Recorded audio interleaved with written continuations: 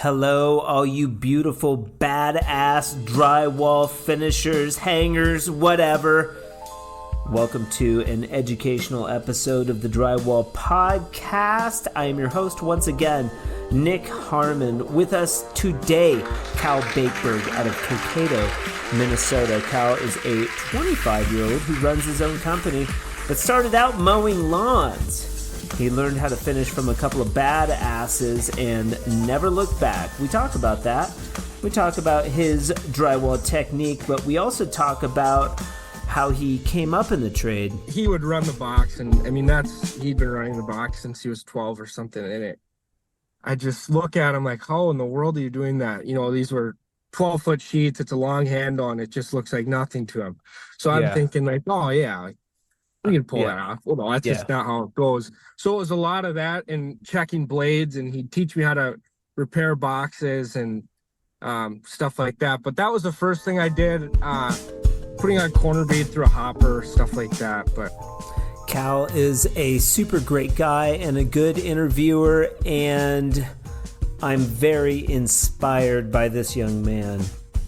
I'm also super stoked to introduce GWI as our sponsor for the month of March. GWI happens to hail from England, Swindon no less, established in 2021. GWI is the UK's fastest growing independent drywall finishing supply store, supplying finishing products and taping tools to tradespeople nationwide, holding brands such as, but not limited to, WonderText, Panel Ray, Level 5, and of course, Fresco Harmony, my personal favorite, and many more. They supply it, you apply it. You can find GWI online at www.gwiltd.com or by visiting the store in Swindon, England. Open Monday through Friday, 7 a.m. to 3 p.m. But for now, Cal Bakeberg out of Cokato, Minnesota, on the 86th episode of the Drywall Podcast. Let's get into it. Is that that's an FBM hat? I like that. it is. Yeah. My buddy actually just gave it to me. He was on a job and FBM was delivering some drywall. So yeah. So it was a gift. I didn't receive it from them, but yeah, it's a sweet hat. Yeah, so we got the same I should have put my Fresco hat on, dude. I just didn't want to wreck it. You got one? Yeah, I got two. You did? How'd you get two? What the hell? I ordered them from you. Oh, that's right. That's right. Yeah, you probably get so many orders, but yeah, you sent me a bunch of colors with it too. It's just a treat. My son's like, Dad, we got to do it in my room. So I got another wall in his room now. But oh, that's right. You ordered hats. I didn't have any, and I was like, ugh, I got to order hats. And so then I sent you some hats and a couple extra color packs. Yeah. For being a slacker. For me being a slacker, not having stock. I don't know how you keep up on everything. It's impressive. Thanks. I don't either. Sometimes I get stressed out a little bit, but I keep it pretty even keel. I think that's important. I try not to get stressed, so busy to the point where I'm stressed. Like I don't like that. But I'm not in the field as much. So like a good drywaller, like I feel like I need to be doing things all the time. Right. Like the worker that I am, the where I came from, like that, so the podcast has taken a lot of work, and the product takes a lot of work, but man, I enjoy it. Let's talk about that a little bit. So we got Cal Bakeberg from Minnesota, Cokato. Cokato. Cokato. Yeah. And just so you guys don't think that I don't know how to spell or read, Cokato, Cokato. Correct. Not to be confused with potato. Yeah, right. Yeah. Minnesota, and Cal is a very young 25 years old. And how long have you been in the trade? I started when I was 19. Yeah. 19 out of high school. I worked for the summer mowing lawns and didn't know what I wanted to do. And Nice. yeah, so I mowed lawns. I always had a passion for cutting grass for whatever reason growing up. Yeah. And then in the summertime during high school, I'd mow for a local guy, and then fall came around and I didn't know what I wanted to do. And there was a company doing steel stud framing and drywall. And I was like, I don't know anything about that. So Yeah. I started doing that, and I really enjoyed the crew. The crew is, still buddies with the crew. I worked Nice. for them for 5 years and started on my own 2 years ago. What is the company? Facility Enhancement Incorporated. And you're still with those guys? I'll do sub work for them, or they're pretty good where if I get slow, they'll take me back. And yeah, it's Good. a good relationship. So They weren't mad that you bootlegged all that great knowledge and then were like, bye guys, I'm gonna start my own business. well, I don't know. They didn't seem too irritated about it, but no, we Nah. still have a good relationship. It's You don't just, keep the good ones. You don't keep the good ones for very long, man. It's like, right. It's it's a tricky thing for sure. But it is a tricky thing. Cool. Kyle Bakeberg, Cocado. That's such a cool name. Minnesota. Do you listen to the Drywall podcast sometimes? yeah, I've listened to a handful of them. I haven't gone through all of them yet, but yeah, I do enjoy it. I Yeah. think Adam Luce is from Minnesota. Adam Luce. Yeah, I interviewed Adam Luce. He was connected indirectly to the tool Better Than Ever, and the episodes that I do with Kevin Bush, the Adventures in Drywall, and then the most recent episodes with Lee Goldman. So they were sort of affiliated with the Wet and Stick a little bit, but he's out of Minnesota. We've talked a little bit. Well, I mean, you can listen to his episode, but we talk a little bit offline about bringing one of these Fresco adventures to a commercial space in Minnesota. Editing it. What do you know what the name of his company was? MCI. No, he's in Minneapolis. Oh yeah, no, I've seen MCI before. Okay. Because I've never done work with them, but because we work a lot down in the Twin Cities areas. Okay, so jobs down there. So you're close to that? yeah, we're only I'm an hour west of Minneapolis. There you go. So if we did an adventure, dude, you could come hang out with us. That'd be fun. Sure. Yeah. Cool. Let's see here. Facility enhancement. You start on with these guys. What did they have you doing when you start on with these guys? You had to forego your lawn mowing career. Yep. To jump ship. Were you like, wait, let's go back to the lawn mowing a little bit. Were you like just going around, you had a lawnmower in the back of your truck and you're like, hey, I'll mow your lawn? No, so I worked for a guy. He had already I don't know for sure. I think he started the company just for his kids. He wanted his kids to mow lawns, stay busy. Okay. And then his kids got older, and a buddy of mine worked there, and I'd go help him. And then he quit, and I was like, oh, I'll just go mow lawns. So truck and trailer, 2 mowers, just me running around all day. So I got working solo. I've never been against it. You know, to an extent, you start to wonder, or you start to want to hang out with people and talk with people, but homeowners would come out and stuff like that. But yeah. And you did that for a little while, not long. Yeah, I would say 2 summers. And then I'd help them too. Yeah, like fall cleanups.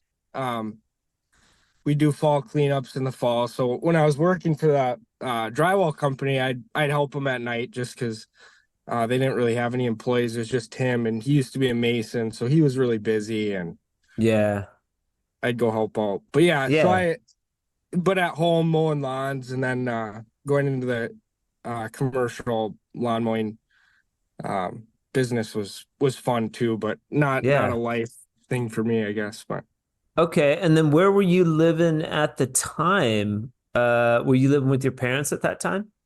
yeah, so I was in high school for the first summer I worked for him, Okay. and then the second summer I think I was still at home, and then when I started working for the drywall company, I started renting a house with a bunch of my buddies in Dassel. It's just a Yeah. town east Yeah. of, or yeah, And west. no college, like you didn't have any aspirations to go to college. You didn't know like about trades maybe at the time?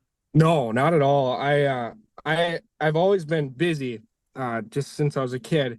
So I knew I didn't want to sit in an office, but I didn't know what I wanted to do. And when Yeah. that framing, it was steel stud framing and drywall. So it was like, we'd go through, we'd do the framing and then we'd hang. And I didn't tape for the first 2 years I worked there. Um, they had a really good finisher. Well, two guys. Um, Two Latino guys, just some of the best finishers to this day that I've seen. So Nice. when I was working there, they were like, I was starting to think maybe I want to start building houses with a company. Yeah. My buddy had worked for a guy who built houses. He's Yeah. like, oh, come work with us. So the morning I went to work, I was talking to the foreman and I was like, hey, I think I want to go build houses. And he's like, no, what do you really want to do? And I was like, I don't know. I was like, I've always been interested in taping, but I don't know if Right. I have the patience for it. And he said, well, we have Orlando here. He'll teach you. He's the perfect guy to teach you. So that's kind of when the taping started it. And I hated it when I started. Interesting. Hated it when I started. Why do you think you just watch these ballers doing the finish work and they were kicking ass? It looks cool when you watch Yeah, somebody very cool. good, but then you get like a pan in your hand with a knife and you're like, how do I put this stuff on the wall? It's practice, man. It's just like straight up practice. So you start taping. That's great though that you have the background in framing and hanging. How long did you do that for? So I did framing and hanging. I well, 2 years. It was kind of 50-50. You'd frame the job and then you go behind and start hanging it. And Yeah. I really started to enjoy that. Framing was kind of like hit or miss. I loved it some days, but drywall, hanging the drywall was where my first I really started to enjoy that. And taping was an idea, but I never really had a push to do it. But I really liked hanging. I started doing side jobs hanging garages, basements, bathrooms, stuff I like think that. hanging's pretty fun. If you've got two people, it's better. You can do it yourself. It's a really cool, but you got to know how. Like, For sure. did you? So you must have worked with some pretty good hangers at facility.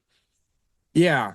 Yeah, they're two foremans at that time. They have more foremans now, but at that time they grew up. Their dad was a really good finisher, well known in our area, and so they had done taping as well. But the older brother was a hanger, carpenter, really good carpenter, good hanger, Okay.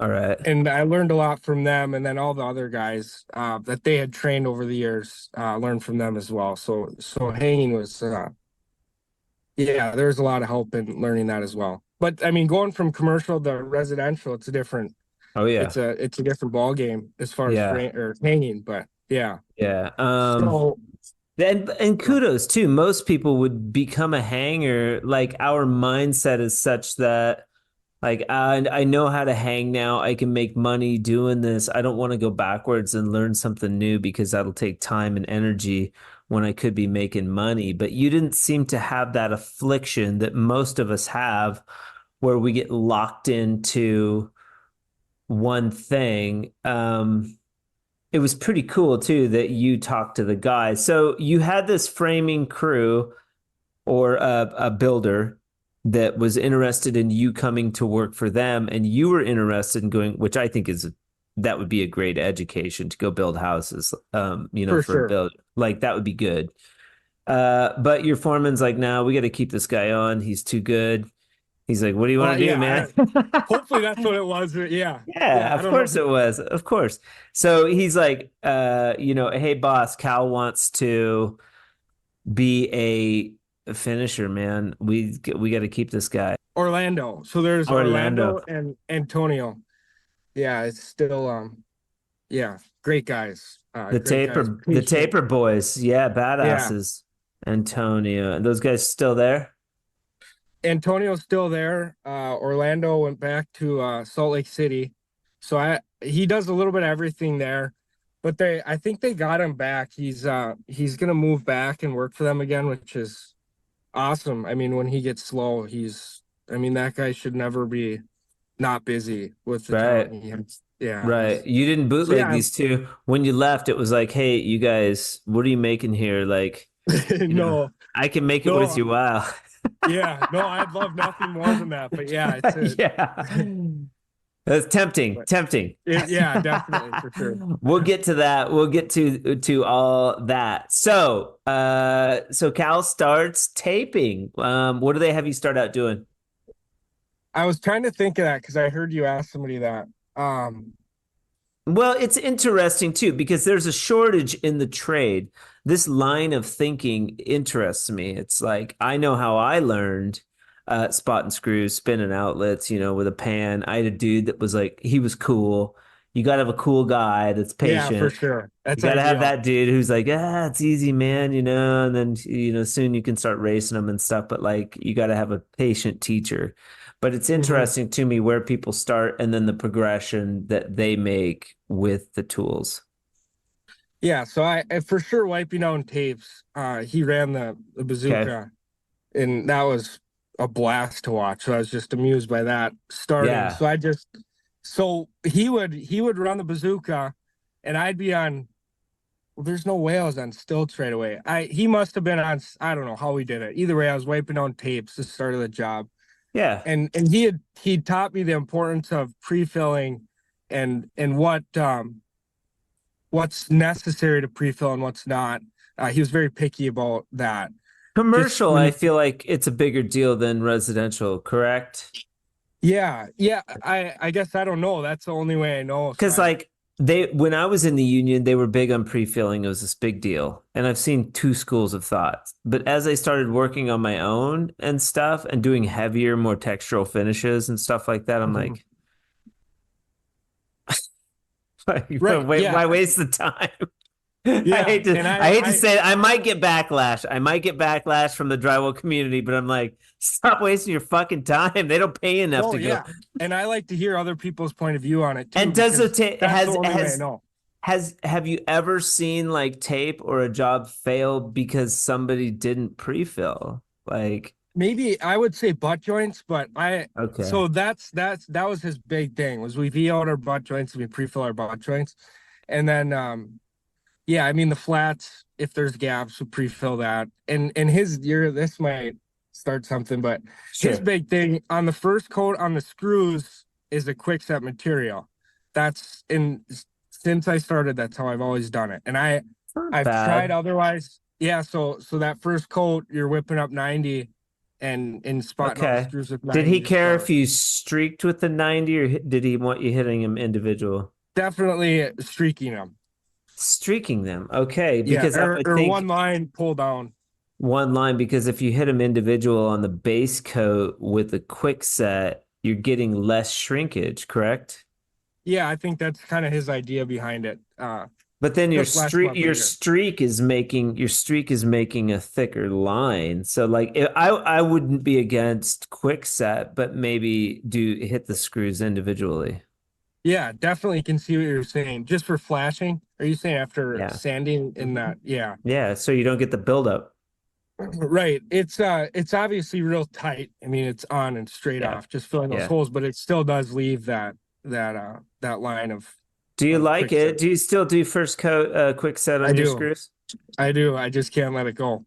It's funny how we adopt these little methods and they stick with us, It's cool. It seems like that's the only way to do it, and I know it's not, and I'm just too stubborn to to do it any other way. It It's, almost scares me to do it another way, you know. I don't think it's a big deal. You're getting less shrinkage because on that base coat, the screws, you'll always get like the half moons or like, if your mud's too thin. Hmm. I don't know. Yeah. It's not a big deal to whip up a pan and quick set. No, it's really not. But yeah, it's just how I've always done it. But You drink coffee. yeah, a little bit. But I'm stuck on the energy drinks. I have been for a couple of years. You got to get off them. But yeah, I do They're coffee. sugary. Yeah, well, I do the zero sugar, but there's still stuff in there They're bad for you. Yeah. yeah, it's horrible. You're young. You're young. You have time Yeah, to graduate to I other know. things that are better for you. Your body now your body won't react, but it's like when you hit like 35, stuff starts to change a little bit, So you got a little Yeah, I bit of remember time. when I started working with those guys, you know, I always picture construction as, you know, like just rough guys who are eating whatever, you know, Debbie cakes, doesn't matter, Doritos, just throw stuff in there. And then when I started working for them, that's how I packed my lunch at 19 years old. You know, whatever was convenient, just throw it in lunch pail. Well, these guys were eating celery with hummus and all this stuff. And I just looked at them like, what are you guys eating? Like, how are you even getting full off that? Well, as I started to get a little bit older, I was like, oh, they're just being healthy. Like they're actually being smart. You know, it's This was Orlando and Antonio. Orlando was very picky about what he ate too, but this was just the framing and drywall crew. You know, right away it's just Interesting. They were pretty healthy, huh? yeah, still very healthy guys. Okay. They almost All right. kind of take pride in what they eat and what they put in their body, and rightfully Yeah, so. But smart. That we would always compare sandwiches and like talk about the meat, like where do you get your meat? What kind of, is that boar's head, right. type type of thing. I was always fairly healthy, like apple and a sandwich, but it's good. It's definitely good to mix it up. Yeah, I've definitely evolved into a little bit of a healthier plate at lunch, but yeah, Good. back then I just didn't understand it. Yeah, my wife is she does a lot of research on food and what's in food and what's good with kids and Good. stuff. She kind of adapted that, but yeah. Good. And those are her kids or your kids? They're our kids. Yeah, we They're got your married. kids. Yeah, we got married. She was 19, I was 21, and our first was born when she was actually still 19. But yeah, so we Beautiful. started young. Yeah, yep. That's okay. That's awesome. Congratulations. And you have two, Thanks. maybe. Yeah, a son and a daughter. Yep. Oh Our man. son's 3 and full energy, and our daughter's a girl. It's Excellent. fun. Yeah. Excellent. Okay, so back to learning how to finish with Cal Bakeberg. And Orlando and Antonio. Shout out to those guys for Yeah, having the absolutely. patience and teaching you the right way to do it, right? Yeah, This I'm is very fortunate. this is taping with Cal the right way. Yeah. You're right.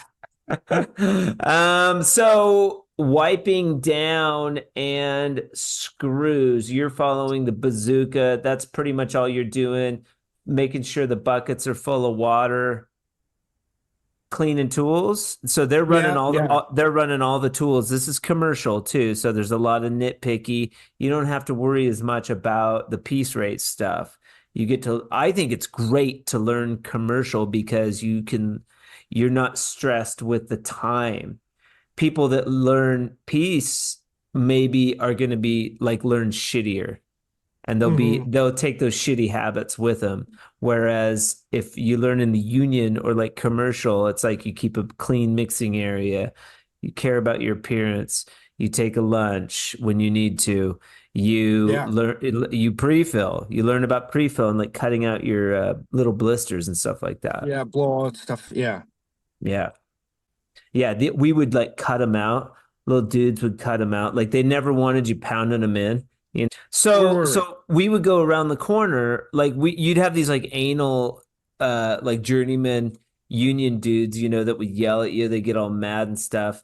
Especially if you're like, so when you're pounding in a screw, you can hear it. So we go around the corner and like pound on the wall all the time. And then, what are you doing? Yeah, you know. just So to we, just to stir the pot a little bit. yeah, just to fuck with Good. them. And then we Yeah. would have we did all kinds of shit, man. We would get rowdy, like where you like spray the adhesive on their tools. It would be really light where like you just do a little bit of mud on the handle and set the handle Yeah. upside down. So when they grab they grab it, they get mud on their hand.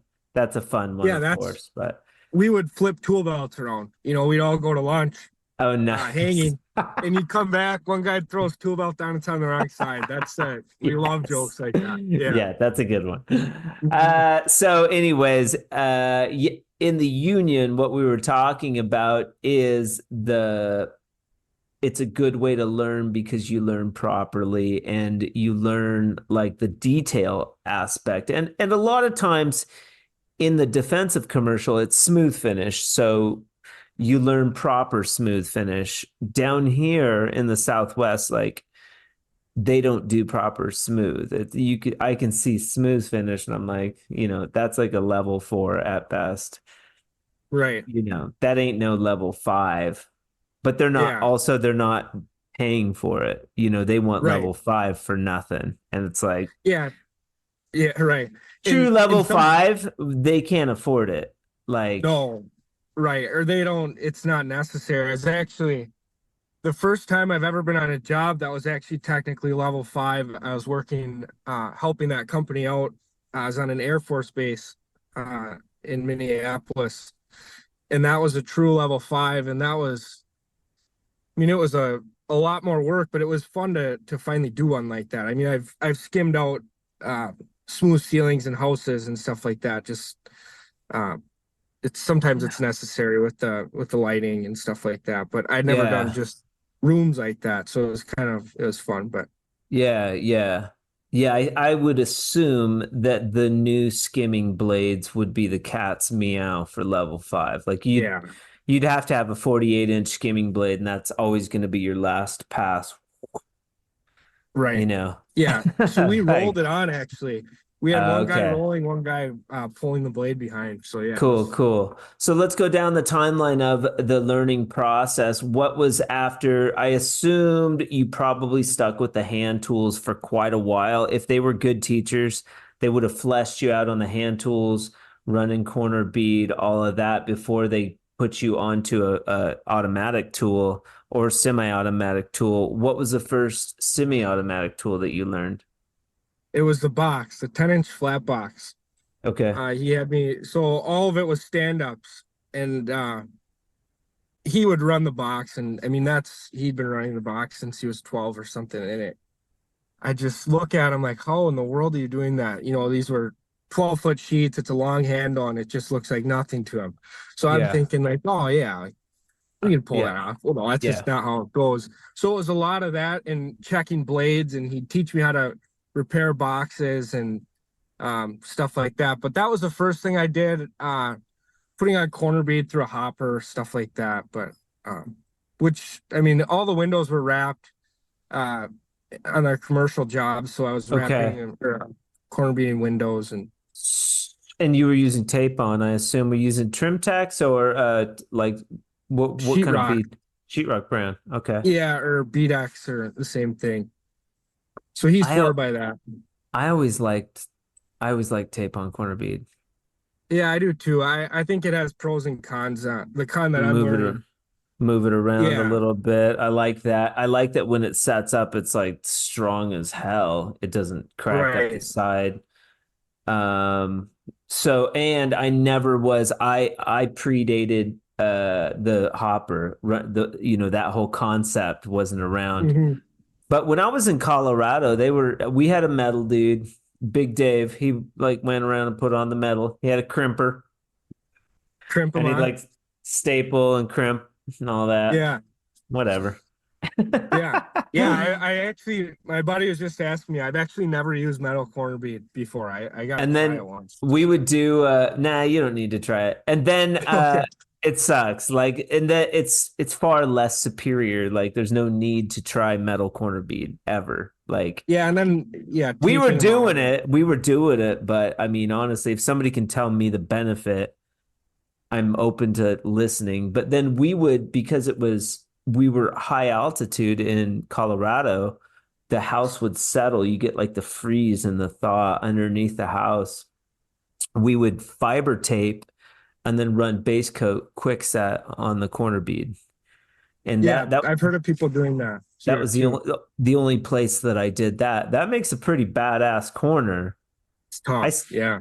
I still don't think it's as good as paper. And you have a lower profile on tape on corner bead too. You don't waste as much mud, I feel like, as metal. Hmm. But people would probably disagree with me. That's okay. Yeah, not everyone's If gonna you agree with you. disagree with Cal, if you disagree with Cal or me, you think we're full of shit, whatever, feel free to email me, info@frescoharmony.com. Yeah. Yeah, I'd And love to hear it too. I'll post it, maybe we will propose the picture or the question when I go to advertise Cal's uh podcast that, we discuss the difference between metal and tape on corner bead. If you have a preference, we'd like to hear it. Chime in. You can win a couple color packs or something. Some Columbia Yeah, swag. sweet. But this will be on in this one won't air until March. Okay. So GWI will probably be our sponsor at that time. Yeah, sweet. So those guys are cool out of Swindon. They sell Fresco Swindon? Harmony. Swindon, England. Oh, really? Wow, Hmm. cool. Yeah, yeah, really cool guy, and they do it differently over there too, man. It's and the Canadians, those guys are badass. I've interviewed and Wow, do met they a have good lot. finishes? So good, and it's all hawk and trowel. Yeah. I assume you guys were learning pan and knife. Pan and knife. Yeah, still a pan and knife guy. Cool. So you learn the 10-inch box. Where do you go from there? Do you get that down before you start jumping onto other tools, or how does that whole process go? I would say it was a lot of it was kind of whatever process we were at, he would take time out of the day to explain to me how to run it. And then he basically just let me run away with it and try to figure it out on my own. I mean, teach me everything I need to know about it, but Yeah. kind of like let me figure out how the tool, running a Yeah. box, where the pressure is and stuff like that. He explained to me the numbers on the box, what that was for, and what Yeah. number we traditionally run our flats on, and all that kind of Okay. stuff. And then, I mean, was he going behind you? Because I mean, it's easy enough to let like an apprentice run the box, and then you can go behind and smooth it out if you have to. Yeah. Yeah, he would tell me, there's not enough pressure up top, and he'd explain why. You Cool. don't have that blade tight. Cool. And then where do you go from there on the tools?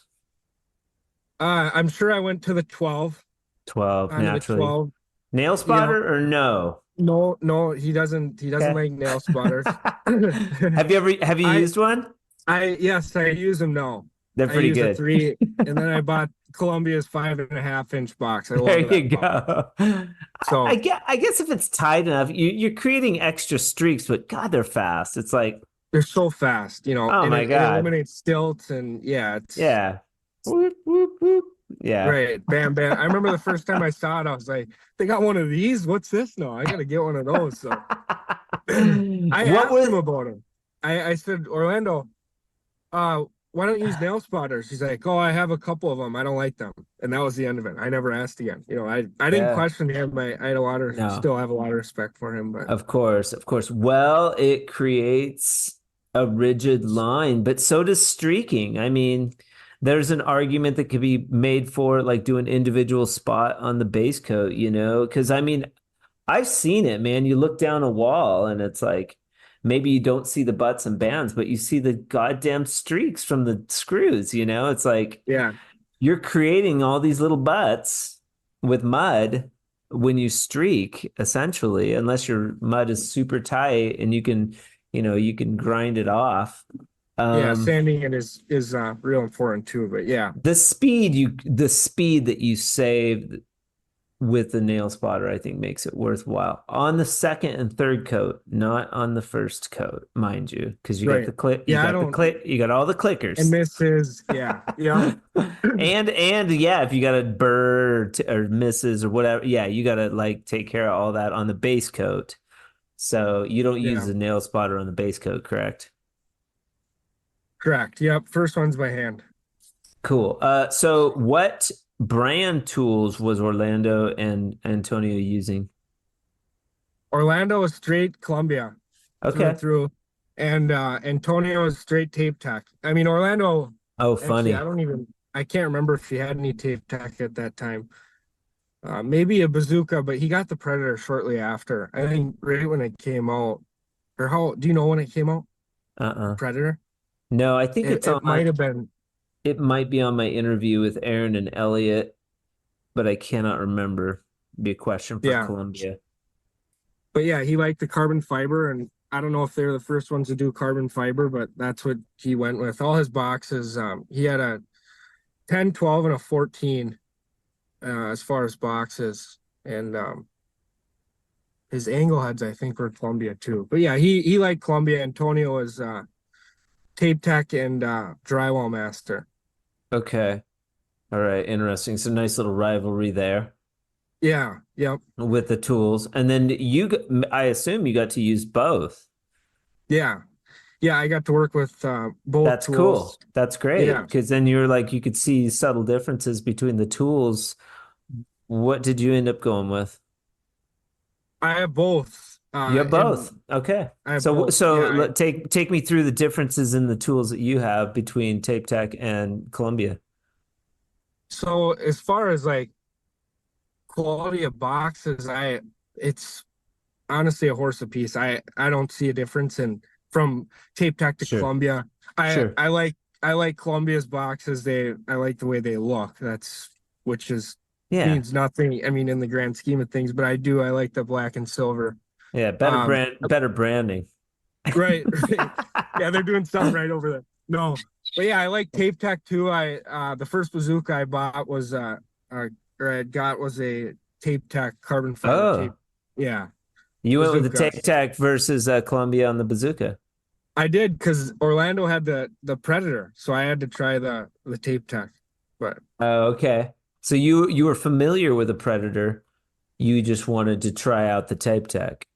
yeah, yeah, I've I mean, heard good things about the Tape Tech bazooka. I've heard really good things.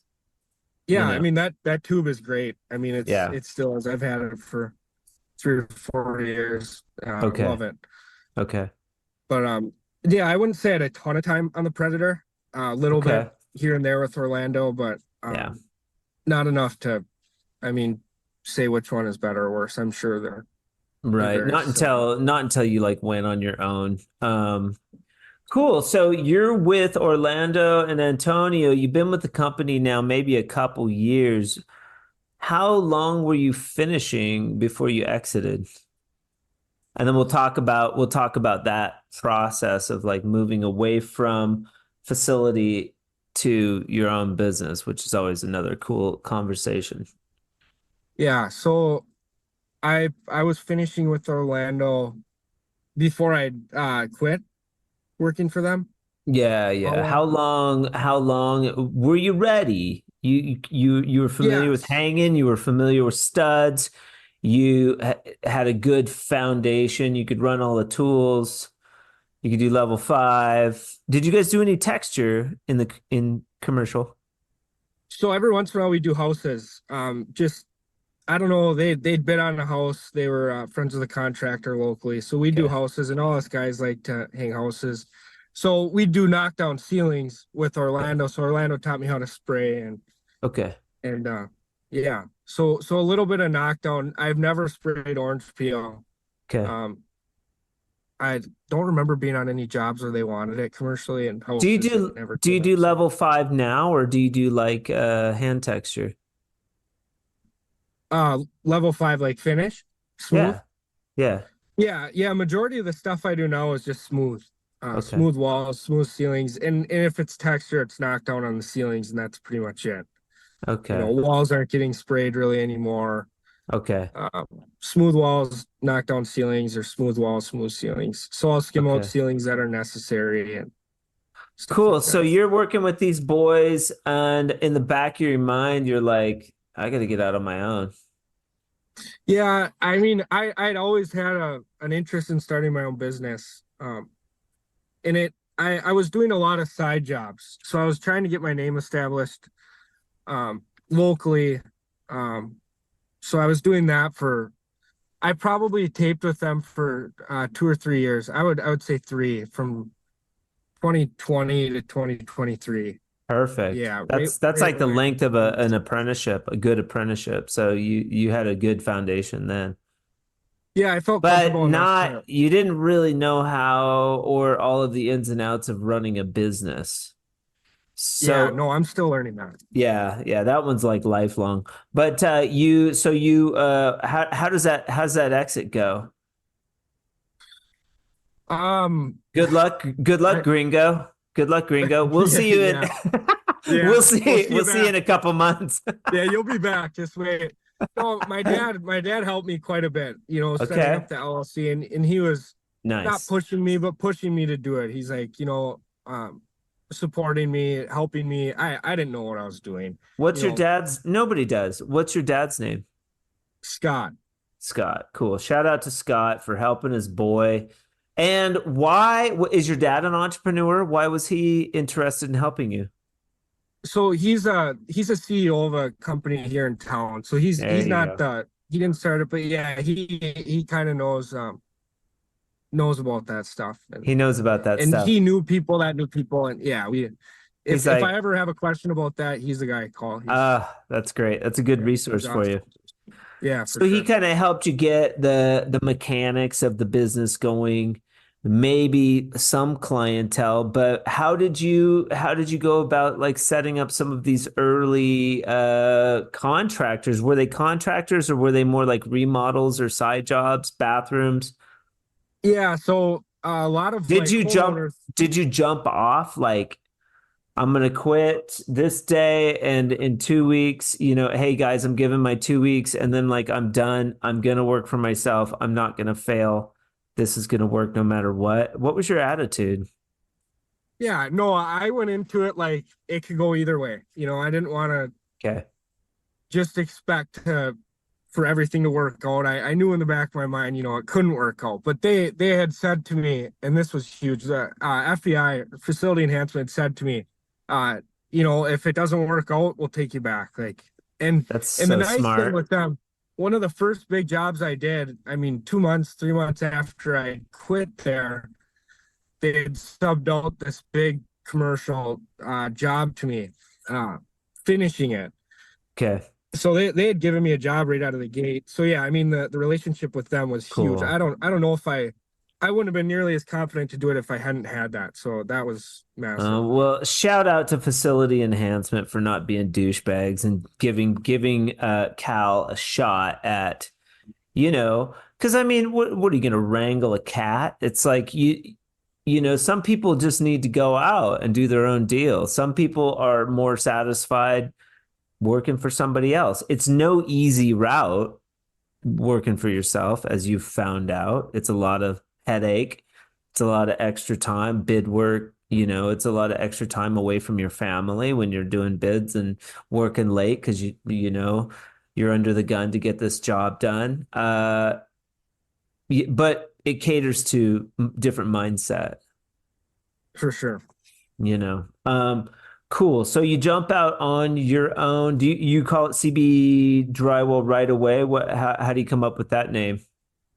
So C&B, so I didn't know what to call the company. My uncle does flooring. His company was B&B Flooring. So I was like, well, I'll do C&B, Cal Yeah. and Bakeberg. And a lot of people are like, well, who's the B? And I'm like, well, I'm the B too. It's C and B. Like, why do you have an and in there? I don't know. I've had that discussion a million times, Tell but him it's your yeah, so tell him it's your alter ego. I should. When you're going to bid the job, it's C, but when you're going to get the money, it's B. Like Very true. that's the asshole that likes like, hey, where's my money? Right. Yeah, I've that's been actually, done. I never thought I've of been it. done for 30 days now, sucker. This is Bakeberg Yeah. calling now. Yeah, that invoice is due. The B is out. That's it. Yeah. Very cool. So this was what year was this when C&B Drywall get started? This was Oh, I can't. Well, 2 years ago. So the 2022 Okay, or 23. Yeah. very recent. Cool. Yeah, it's been 2 years, actually to right now. But 2 years to right now. And you have any employees? I do not. Nope. I have some guys that'll help me hang. Nice. But That's nice. taping, it's just there's not a lot of finishers out there, so it's just basically me finishing. Yeah. Do you think you'll train somebody one day? Yes, yeah, definitely. If my son wants to get into it, he's only 3, but I might force it into him at first. But no, I really would like to find an employee. But yeah, Yeah. you know as well as I do, it's hit or miss, and I was just talking to somebody about this, but I said, yeah, I don't want to spend all that time training somebody in and then they just leave. But I did the same thing. But if I'll train somebody in and they want to start their business and we can work together, that's definitely something I'm interested in. More than happy to do. Totally. Yeah. That's even hard to find. I mean, or you find somebody that's doing it already and you partner up with them or something, you know. Yeah. It's challenging. That part is challenging. It's almost even more beneficial, especially at 25, because you have energy to just like one job at a time. We'll book out. If you can't wait, like go find somebody else. You know, I'm good. I'll get the job done, but you know, try not to get Mhm. overextended, you know, these sorts of things. But like I can do what I can do. You know, are you running into challenges with that, saying no? You Yeah. know, Yeah. all of That's a always sudden been an it's issue of like mine.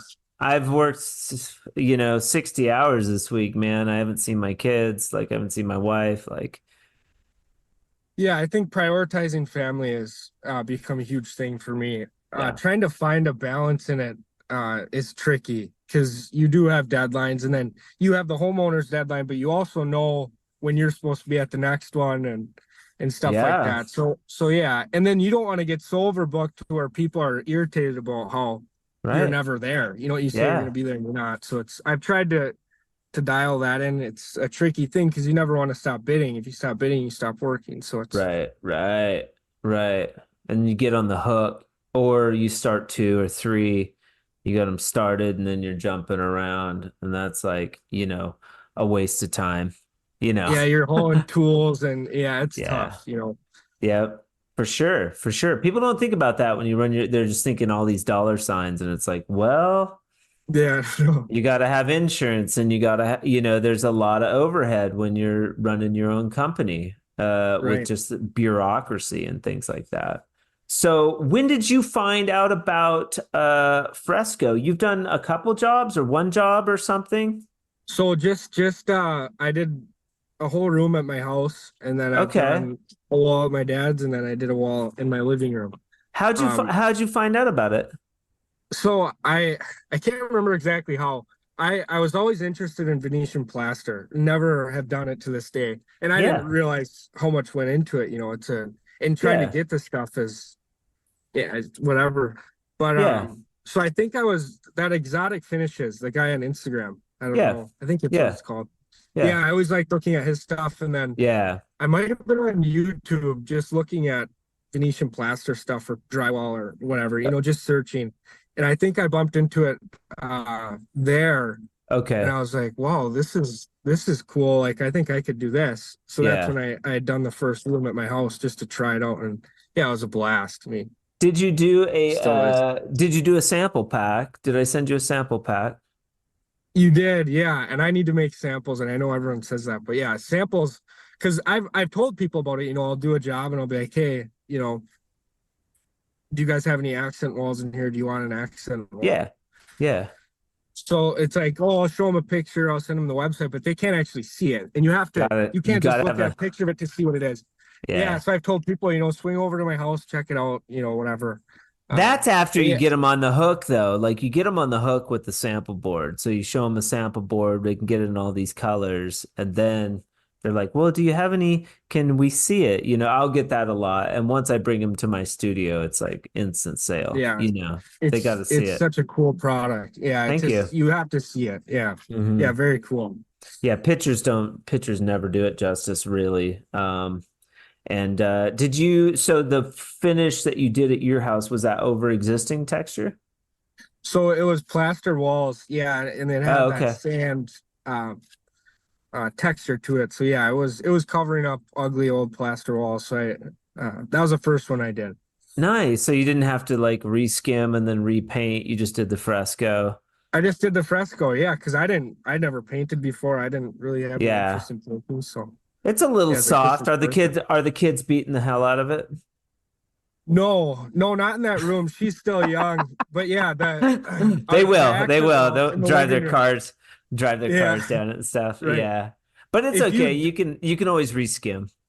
yeah, and if you double seal it, is it? I mean, the more sealer coats you put on it, does it get stronger? Yeah, Yeah, I mean, sure. just You as bet. much as it can. Yeah, you can layer up sealer. But I mean, in my own house, it was like I did all the walls and just let them get beat up, and then you can always reskim. Certain walls get more traction than others, and you can always reskim and reseal them. They look like brand new, Hmm. so it's not a big deal. Yeah, You know, yeah, very cool. And this is something that you would like to maybe one day incorporate into your business model.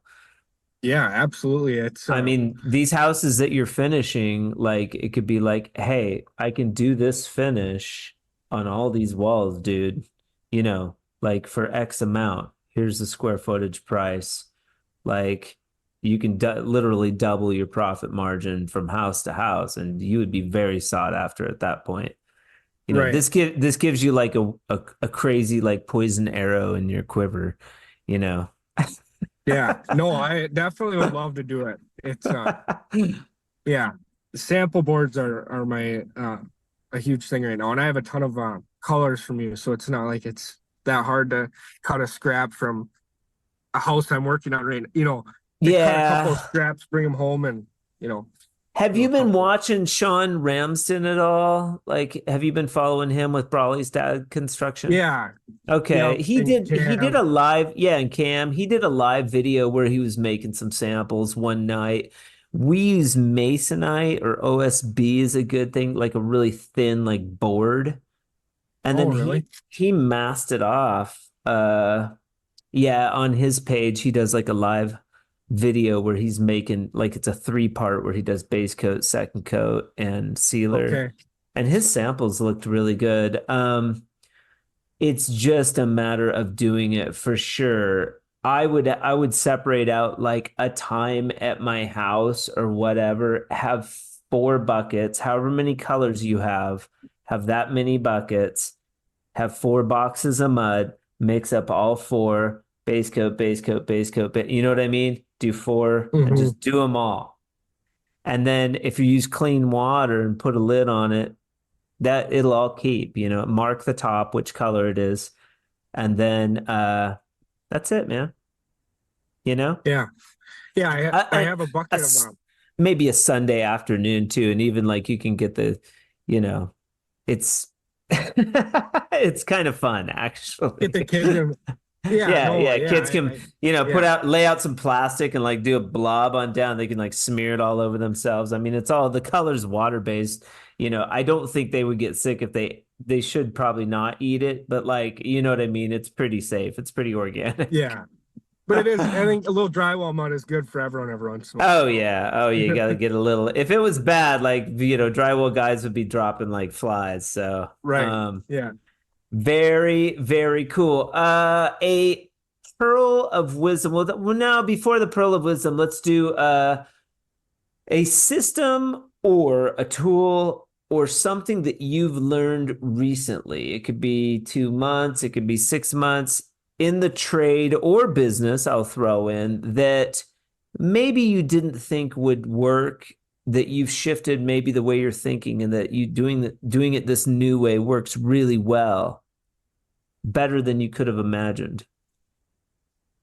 So I mean, the only thing I can think of is I tried Trimtex corner bead. Their vinyl low profile rigid or something. It's a really Yeah. sharp corner, Yeah. and I really like those beads. That I mean, Cool. installing them takes longer than a paper face Why? bead. You just Well, spray, glue, staple, and then mesh. And then that corner is, I mean, and then you can box those corners. So I really enjoy that part. I mean, it just time-wise, it's so much faster. I said totally. Do you box on the base coat also? The first coat? Yeah. Yeah. Well, not all the time, but I tried it on a house and I mean, the more you run the box on that corner over and over again, you just kind of want to eliminate that, whether it's vinyl or whatever it is. But so normally I like to throw it on by hand, but for sure, and I run a 12 and a 15-inch box too. So Yeah, but you could turn around. Unlike tape on, you have to let it dry. With this system, you could turn around and box it. right away. Yeah. Yeah. There's no waiting. And Okay. so, yeah, I guess the vinyl corner bead has been a new thing for me. It's hard to get it here. I had to order it and it took Okay. a couple weeks. So I just have to stay on top of it. But yeah, Just order maybe order like a case, or just if you're gonna use it, order a shitload, Yeah. I ordered 3 last time and I'm out of them now. But yeah, it's a great product. I mean, Trimtex across the board is, yeah. I mean, they don't make anything that I don't like. So it's There you go. great. Little shout out to Trimtex. And Trimtex has been big supporters of mine. They're supporters in the drywall community, and I know Joe. They make good products. I've been to the factory. He runs a solid business. He takes care of his employees. Like, those guys are solid. So shout out to them. Pearl of wisdom from the great Cal Bakeberg at 25. You could bestow on the drywall community. Oh, that's a good question. Family's always first. Then drywall. So and then I would say keep your seams tight to all the hangers out there. That's family. It goes family, country, God, drywall. Yeah, exactly. And keep your seams tight. Keep your seams tight. What do you mean? When you hang, keep your seams tight? Yeah, it was just something my foreman used to always joke about. Cal, make sure you're keeping those seams tight. So now it just kind of pounded in my head. Yeah. It was just a running joke. Makes it easier to finish, man. Cal Bakeberg at Cokato, Minnesota, right? Yeah.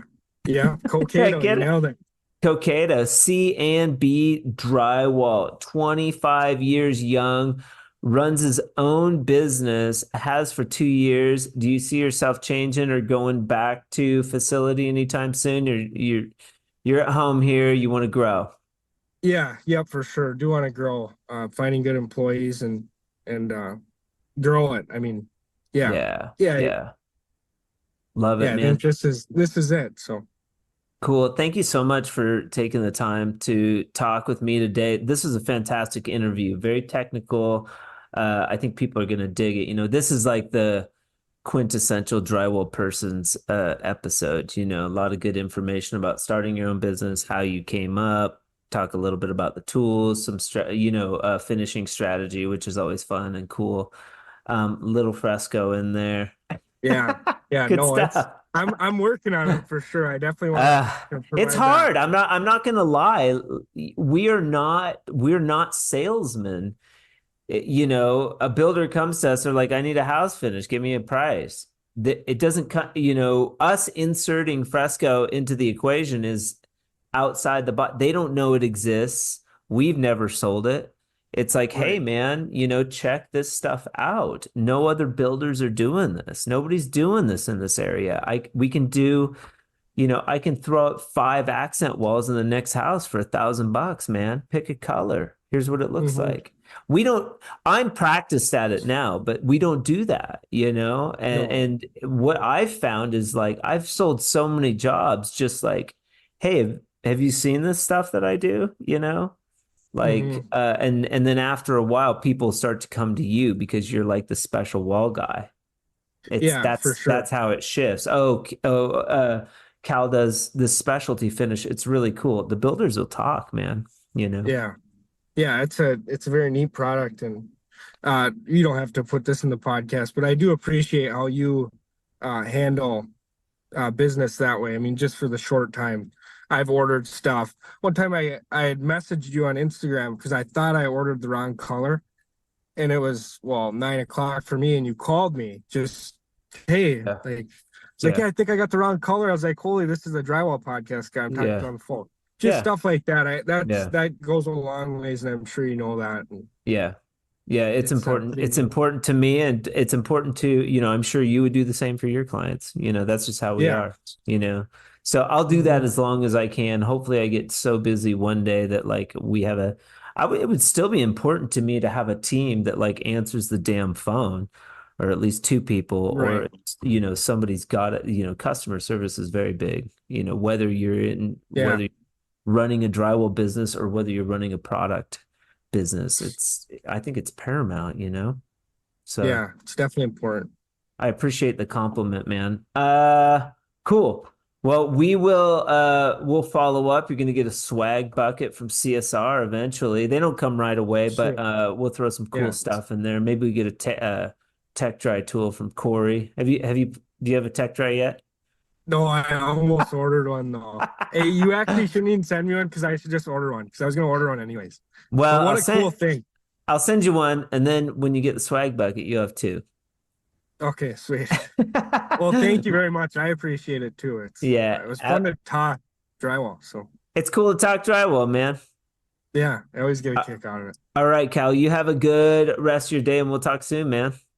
Awesome. Thanks. All right, bud. Later. Yeah, we'll see you. Special thanks to Cal Bakeberg for being with us on the Drywall Podcast today. Episode 86. How cool is that?